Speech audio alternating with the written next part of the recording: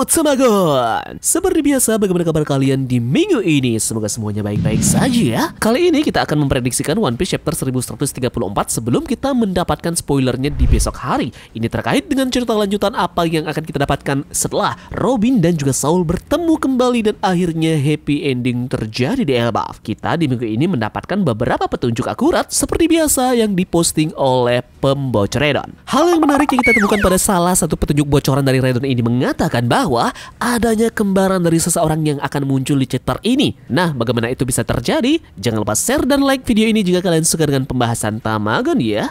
Jika sudah, terima kasih banyak dan bersiaplah nakama. Tarik jangkar dan mari kita berlayar.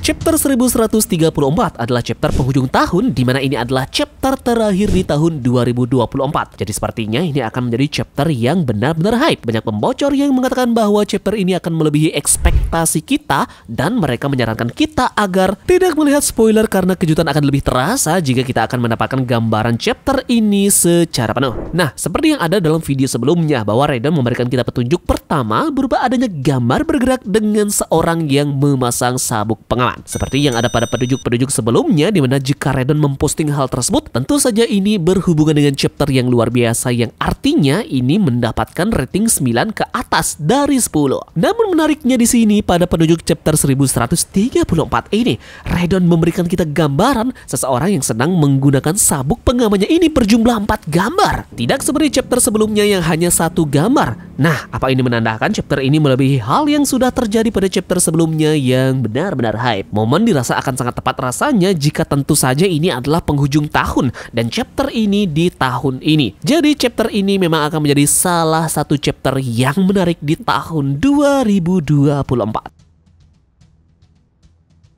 Oke, dengan melihat penggambaran dari chapter yang dikatakan adalah mempunyai rating yang benar-benar tinggi, pasti ada sesuatu yang terjadi pada chapter ini yang bisa jadi ini adalah salah satu inti cerita di Pulau Elbaf. Bisa saja dengan pengungkapan terkait dengan musuh utama dari kru bajak laut topi jerami yang mereka lawan di Pulau Elbaf ini, yang diperlihatkan oleh Odachi. Atau mungkin salah satu momen di mana perpustakaan dari Ohara akan diperlihatkan, di mana akan ada beberapa hal yang mengejutkan yang kita temukan di sana. Salah satunya adalah mengenai kerajaan kuno, baik itu nama ataupun bentuk asli dari kemegahan dari kerajaan ini. Nah, di samping itu juga banyak hal yang bisa juga terlihat seperti dunia surga dengan adanya beberapa elit dari dewa yang mendiami tanah tersebut.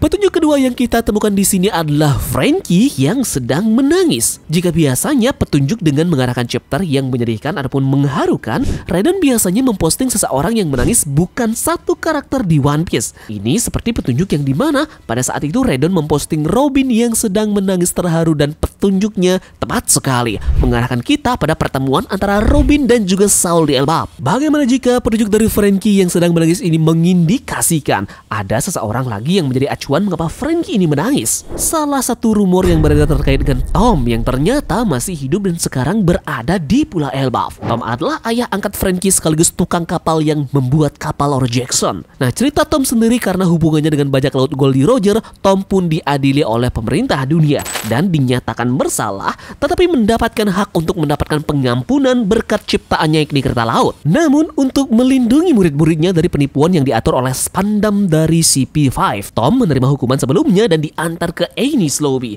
Dia mungkin dieksekusi tak lama setelah hal tersebut. Nah, kita masih belum tahu kan apa yang terjadi di Enies Lobby. Apakah dia benar-benar dieksekusi di sana ataupun dia bisa melarikan diri dari tempat tersebut. Namun, mengingat dia adalah ras manusia ikan, jadi kans ataupun peluang dia untuk masih hidup bisa saja. Seumpama dia kabur dari tempat tersebut, maka dia tentu saja bisa berenang untuk kabur sejauh mungkin dari sana. Pendaratan yang paling cocok untuknya memang adalah Elbaf, mengingat tempat ini tidak berafiliasi dengan pemerintahan dunia, jadi rasanya tempat ini adalah tempat yang benar-benar aman baginya. Dengan bertahan hidupnya Tom di negeri tersebut, memunculkan lagi hal yang menarik yang akan kita dapatkan dengan bagaimana jika kolaborasi antara Tom dan juga Franky nanti di pulau tersebut akan memunculkan kapal masa depan dari bajak laut topi jerami yang akan segera mereka bangun bersama-sama. Dengan duet dari ayah dan anak inilah akan melahirkan kapal bajak laut yang benar-benar sangat megah. Penggabungan antara kapal Oro Jackson yang mempunyai ciri khas kuat kuat kokoh dengan daya fisik yang benar-benar tak terbantahkan.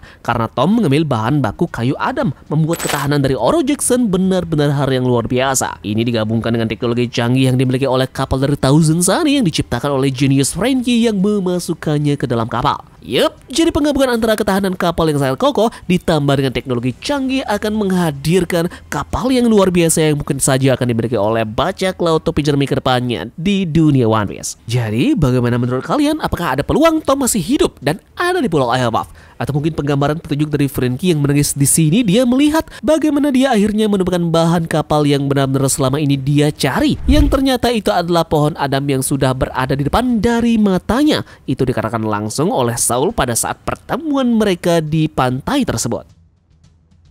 Oke, kita ke petunjuk berikutnya, di mana di sini ada seorang wanita yang berpakaian hitam yang memiliki bekas cakaran di matanya. Jika dengan melihat hal ini, apa mungkin wanita di sini diibaratkan adalah seseorang yang kita lihat di hutan yang masih berbentuk siluet kemarin? Apakah orang tersebut memang mempunyai gender perempuan? Apakah dia adalah Louis Arnold-nya? Namun ada juga yang menyebut bahwa petunjuk ini mengacu kepada salah satu karakter baru yang akan muncul di dalam chapter ini. Karakter seperti Valkyrie sangat cocok sekali untuk masuk ke dalam cerita One Piece. Mengingat ini adalah konsep tema dari mitologi Nordik ya, dengan ciri khasnya tentu saja ada Valkyrie di dalam ceritanya nanti. Nah, di dalam mitologi Nordiknya sendiri dikatakan adalah Valkyrie ini salah satu dari sekumpulan tokoh perempuan yang membimbing jiwa orang mati ke aula Dewa Odin yang tentu berada di Valhalla. Jadi apakah kita akan bertemu dengan raja yang ada di negeri surga yakni Odin?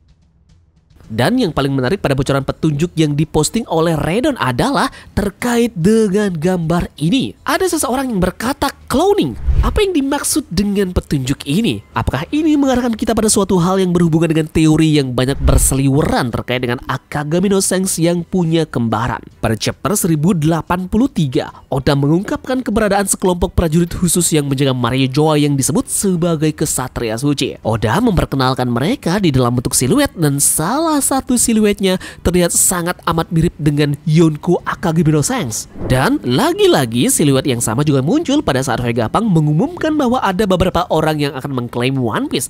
Salah satunya adalah seseorang dengan perawakan mirip seperti Akagami no Sense dengan pedang yang juga sama seperti kepunyaan dari Sense. Jadi apakah ini yang dimaksud oleh petunjuk Redon tersebut? Jika benar, maka di pihak manakah karakter baru ini? Bagaimana jika orang ini juga berada di sisi baik namun menyelundup ke pihak dari pemerintah dunia? Mungkin ada suatu momen dan bisa saja God Valley adalah salah satu anak yang terbuang dari rombongan yang lainnya dan itu adalah Sense sendiri. Mereka berdua pun bisa saja memanfaatkan keadaan ini dengan bertukar tempat satu sama yang lainnya yang menyebabkan dengan mudahnya mereka tahu apa rahasia dari pemerintahan dunia dengan menggulingkan mereka nanti di akhir perang nanti. Jadi kuncinya adalah kembaran Sense ini sangat penting di dalam tubuh dari pemerintahan dunia. Sense dan saudara kembarnya ini termasuk ke dalam naga surgawi dan Raja Bajak Laut Goldie Roger menemukan Sense di lembah dewa dan yang terakhir menjadi bajak laut. Orang yang dilihat bertemu dengan Gorosei bukanlah Sense melainkan saudara kembarnya. Namun saudara kembarnya ini tetap di Maria Joa dan menjadi anggota dan mungkin pemimpin kesatria suci selanjutnya yang melindungi Maria Joa. Satu-satunya petunjuk yang menguatkan hal ini adalah Oda lupa ataupun sengaja tidak menggambar bekas luka di wajah Sense selama pertemuannya dengan Gorosei.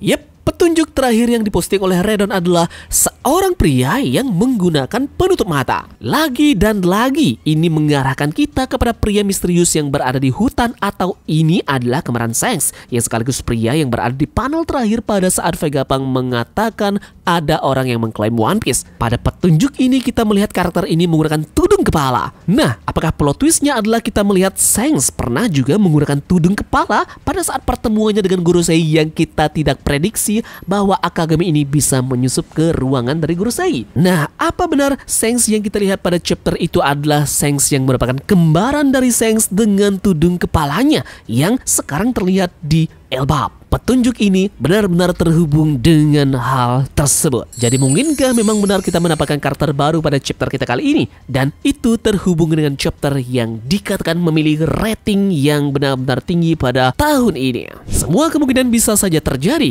Kita tunggu saja spoiler yang kita dapatkan di besok hari jika tidak di-delay oleh si pembocornya. Terima kasih ya dari kalian yang sudah mau ikut menonton dan semoga aktivitas kalian dilancarkan. Kita bertemu lagi pada spoiler besok. Sekian Sekian dari Tawagon dan turunkan jangkar. Mari kita berlabuh.